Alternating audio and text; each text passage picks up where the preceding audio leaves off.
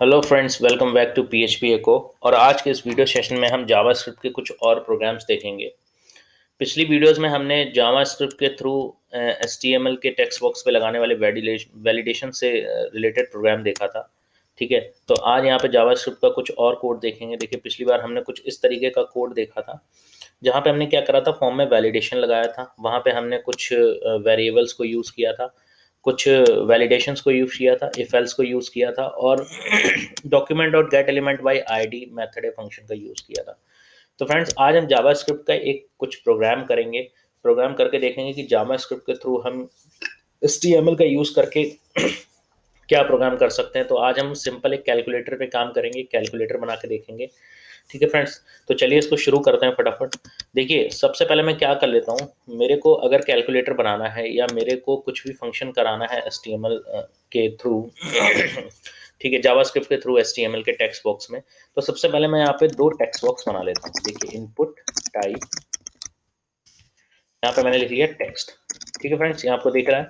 उसके बाद मैंने इसकी एक आईडी ले ली, क्योंकि हम जावास्क्रिप्ट में आईडी या क्लास पे काम करते हैं। ठीक, तो मैंने यहाँ पे आईडी ले ली num1 नंबर 1 करके एक आईडी ले ली, और एक ले लिया मैंने प्लेस होल्डर।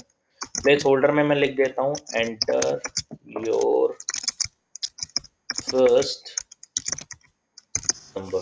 ठीक है, इसी तरीके से मैं दूसरा टेक्स्ट बॉक्स ले लेता हूँ, क्योंकि मेरे को अगर कैलकुलेशन करानी है, एडिशन सब्सट्रैक्शन या ऐसा कुछ कराना है, तो मैं क्या करता हूँ दूसरा भी एक नंबर ले लेता हूँ, एंटर योर सेकेंड नंबर। ठीक है फ्रेंड्स, आईडी भी मैंने चेंज कर दी है, और इस तरीके का मैंने कॉन्सेप्ट बना लिया है।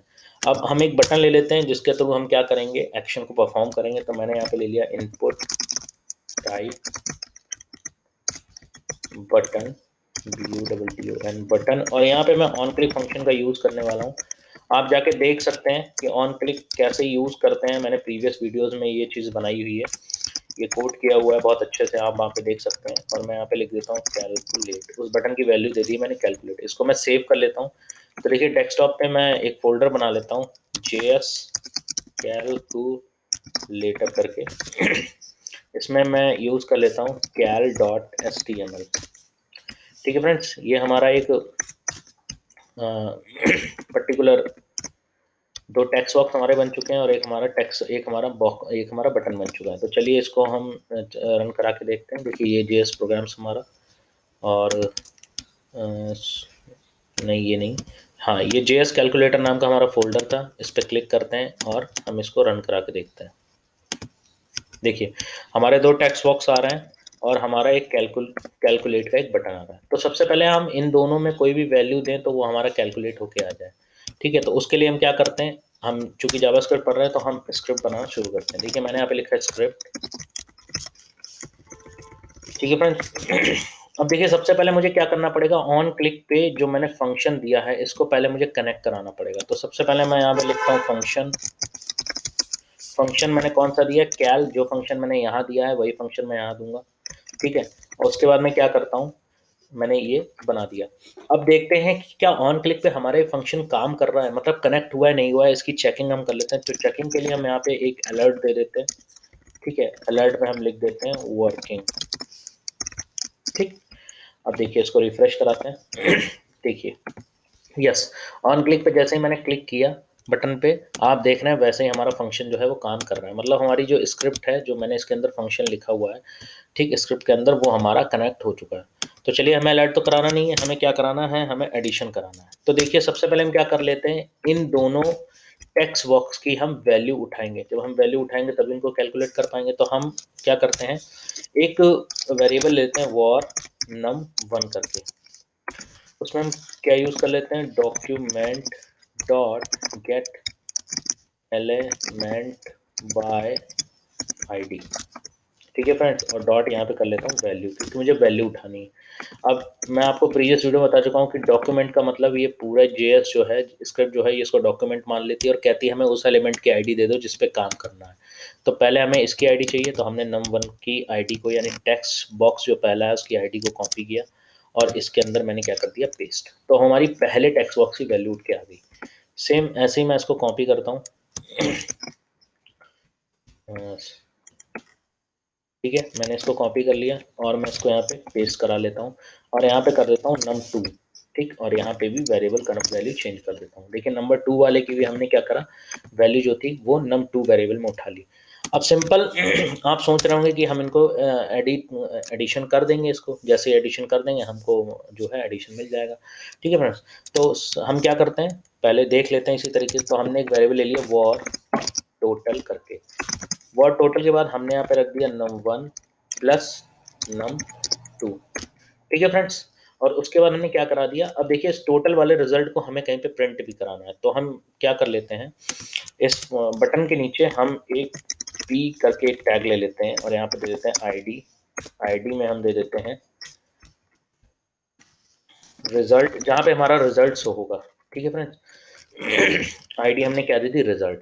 अब यहाँ पे हम एक और काम कर लेते हैं, document dot gate element by ID. ठीक, यहाँ पे हम लेते हैं रिजल्ट। यहाँ पे क्या है, हमारा रिजल्ट वाली आईडी में हमारा आंसर शो होगा, मतलब एडिशन होकर जो भी आएगा वो हमारा इसमें दिखेगा।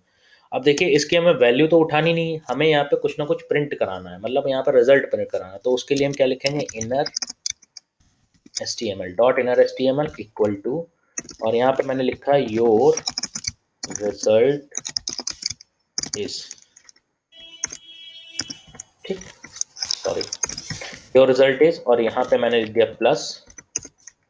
प्रेस करने के बाद मैंने थोड़ा सा स्पेस दिया और यहाँ पे टोटल वाले वेरिएबल को मैंने लिख दिया। ठीक है, मतलब योर रिजल्ट लिख के आएगा, उसके बाद टोटल में जो भी वैल्यू आएगी वो यहाँ पे प्रिंट हो जाएगी। तो फ्रेंड्स इसको सेव कराते हैं और सेव कराने के बाद इसको देखते हैं।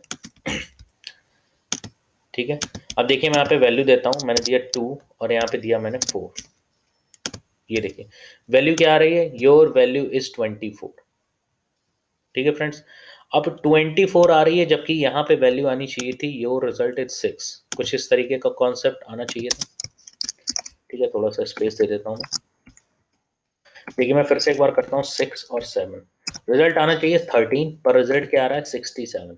ठीक है फ्रेंड्स, तो यहाँ पे आप ये अच्छी तरीके से समझ गए होंगे कि जो भी यहाँ पे रिजल्ट आ रहा है, ठीक है, वो डायरेक्ट अगर हम इस तरीके से ऐड करा देते हैं तो ये डायरेक्ट ऐड नहीं होता। देखिए 78 आ रहा है, आना चाहिए था 7 और 8 15।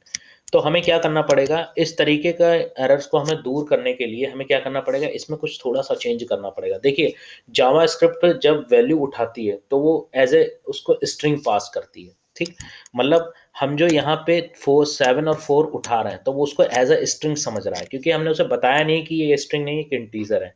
तो वो क्या कर दे रहा है, दोनों को ऐड करके दिखा दे रहा है, मतलब दोनों को कॉन्कैटिनेट करके दिखा दे रहा है, 7 और 8 को पास पास में रख दे रहा है। ठीक है, यहाँ पे हमें जावास्क्रिप्ट को ये बताना पड़ेगा कि जो आप वैल्यू उठा रहे हो, ठीक है, वो क्या है, उसको इंटीजर वैल्यू है या वो इंटीजर वैल्यू आ रही है, उसको आप एज ए इंटीजर ट्रीट करो, एज ए स्ट्रिंग नहीं। तो देखो उसके लिए क्या करते हैं हम, देखिए इस वाले मेथड से क्या कर रहे हैं, वैल्यू उठा रहे हैं। तो इस मेथड के आगे हम एक छोटा सा फंक्शन यूज कर लेंगे, पार्स इंट। ठीक है फ्रेंड्स, और यहाँ पे हम इसको बंद भी कर देंगे। इसी तरीके से हम यहाँ पे यूज कर लेंगे पार्स इंट। ठीक है फ्रेंड्स, अब देखिए पार्सेंट क्या कर रहा है, जो भी स्ट्रिंग आ रही है उसको इंटीजर में कन्वर्ट कर दे रहा है, मतलब जो भी हमारा 4 5 6 7 8 जो भी उसको मिल रहा है वो उसको इंटीजर में कन्वर्ट कर दे रहा है। और जब इंटीजर में कन्वर्ट हो जाएगा तो जाहिर सी बात है ये हमारा सिंपल मेथड जो हमने एडिशन लगाया, जो अभी तक काम नहीं कर रहा था, अब ये प्रॉपरली काम करेगा। तो चलिए फ्रेंड्स इसको एक बार रिफ्रेश करते हैं, और रिफ्रेश करने के बाद यहाँ पे ऐड करा के देखते हैं। सबसे पहले मैं लिखता हूँ 9 और यहाँ पे लिखता हूँ मैं 3। Your result is 12। आप देख रहे हैं कि एडिशन एकदम फर्स्ट क्लास आ रहा है, कोई दिक्कत नहीं है। यहाँ पे मैं 90 कर देता हूँ, ठीक है, तो हमारा 93 आ जाएगा। मैं यहाँ पे 900 कर देता हूँ तो 903 हमारा एडिशन आ जाएगा। तो फ्रेंड्स इस तरीके से हमारा एडिशन काम कर रहा है। अब देखिए ये तो एक सिंपल एडिशन की बात हो गई, ठीक, जो आपको समझ में आ गई होगी। अब हम क्या करते हैं, कैलकुलेटर बनाने के लिए हम क्या करते हैं, हम यहाँ पे एक ऑपरेटर दे देते हैं, मतलब अगर हम प्लस करें तो प्लस हो, हम माइनस करना चाहें तो माइनस हो जाए, हम मल्टीप्लाई करना चाहें तो मल्टीप्लाई हो जाए, और अगर हम डिवाइड करना चाहें तो डिवाइड हो जाए। तो देखिए फ्रेंड्स इसके लिए हमें क्या करना पड़ेगा, हमें एडिशनल एक और एलिमेंट की ज़रूरत पड़ेगी जिसको हम बोलते हैं सेलेक्ट लिस्ट।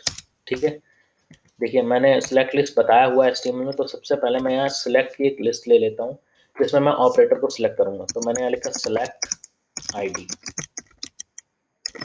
ठीक है। इस आईडी के अंदर मैं लिखता हूँ क्या, ऑपरेटर, सॉरी ऑपरेटर, ठीक है। अब इसके नीचे मैं क्या बनाऊंगा, इस सिलेक्ट के अंदर मैं दो ऑप्शन बना लेता हूँ, एक प्लस का और एक माइनस का। तो मैंने लिखा ऑप्शन,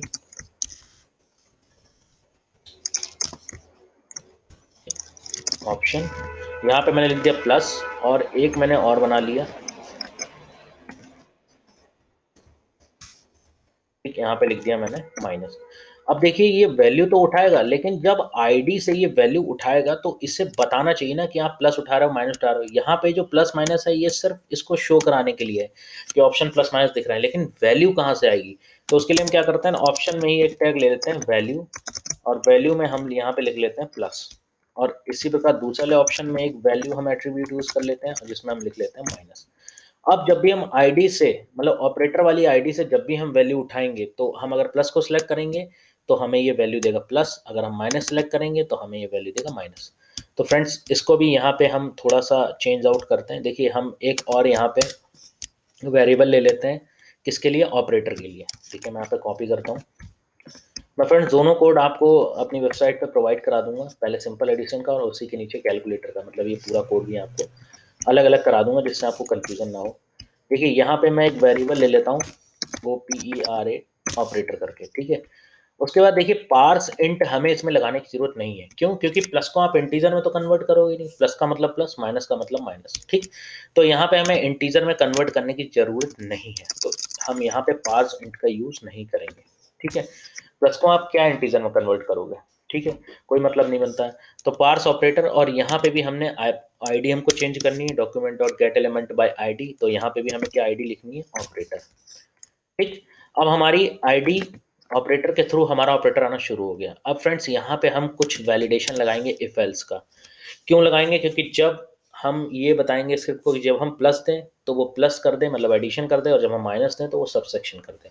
तो देखिए यहाँ मैंने लिखा इफ, इफ के बाद हमारा क्या है, ऑपरेटर को हम यहाँ पे टारगेट करेंगे। If operator is double equal to, हमारा क्या आ रहा है, प्लस। अगर ऑपरेटर प्लस मिल रहा है, मतलब मैंने प्लस सेलेक्ट किया हुआ है, तो वो क्या करे, ये काम कर दे, मतलब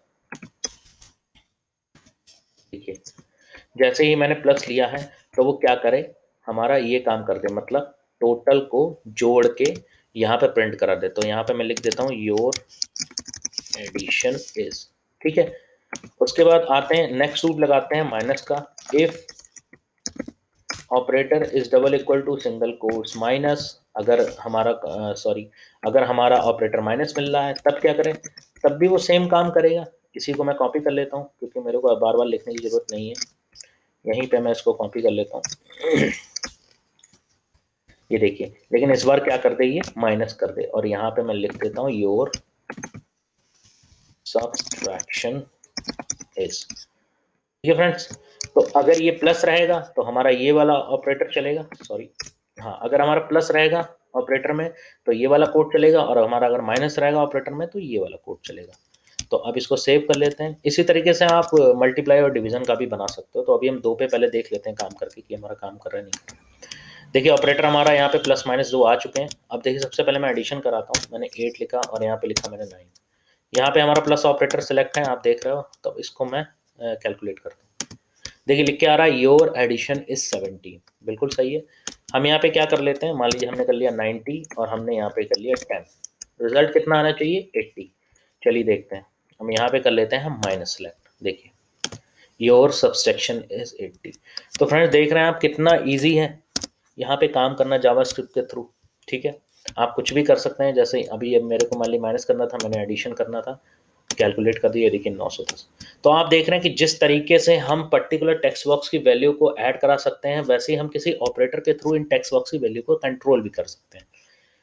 तो फ्रेंड्स जावा स्क्रिप्ट की इस कोडिंग में बहुत ही इजी कोडिंग है, कुछ नहीं है। आपको दोनों टेक्स्ट बॉक्स की आईडी चाहिए, ऑपरेटर की आईडी चाहिए, उनको आप यहाँ पे फेच करा लो वॉर वेरिएबल के थ्रू। अब देखिए फ्रेंड्स मैंने यहाँ पे वॉर यूज़ किया है, लेकिन यहाँ पे वॉर क्यों नहीं यूज़ किया है, जावास्क्रिप्ट में जब हम वेरिएबल को वॉर कीवर्ड से डिफाइन कर देते हैं, उसके बाद हम उसको प्रोग्राम में कहीं भी यूज़ करें तो हमें बार बार वॉर लिखने की जरूरत नहीं पड़ती, वो एक वेरिएबल में कन्वर्ट हो चुका होता है। पारसेंट का फ्रेंड्स यहाँ पे फिर से मतलब बता दूं, पारसेंट का मतलब यहाँ पे ये है कि जो भी उसको मिल रहा है 3 4 मिल रहा है, वो उसको एज ए स्ट्रिंग ट्रीट कर रहा है जावास्क्रिप्ट, तो उसको बताने के लिए कि ये स्ट्रिंग नहीं है, एक इंटीजर वैल्यू है, तो हमने पार्सेंट का यूज़ किया है, जो क्या करेगा, पर्टिकुलर किसी भी स्ट्रिंग को इंटीजर में कन्वर्ट कर देगा। ऑपरेटर में हमने पार्सेंट का यूज़ क्यों नहीं किया है, क्योंकि प्लस को हमें किसी इंटीजर में कन्वर्ट नहीं कराना है, उसको एज इट इज़ रखना है। उसके बाद हमने यहाँ पे वैलिडेशन यूज़ कर लिया। तो फ्रेंड्स, इस तरीके से जावा स्क्रिप्ट के थ्रू हम क्या कर सकते हैं, अपने कैलकुलेटर्स को डिज़ाइन कर सकते हैं। सो फ्रेंड्स, अगर वीडियो अच्छी लगी हो तो लाइक करें, चैनल को सब्सक्राइब करें, अपना सपोर्ट दिखाएं और इसी तरीके से सीखते रहें। मैं कुछ और ट्यूटोरियल्स लेके आऊँगा अच्छे। तो friends, thank you so much for watching.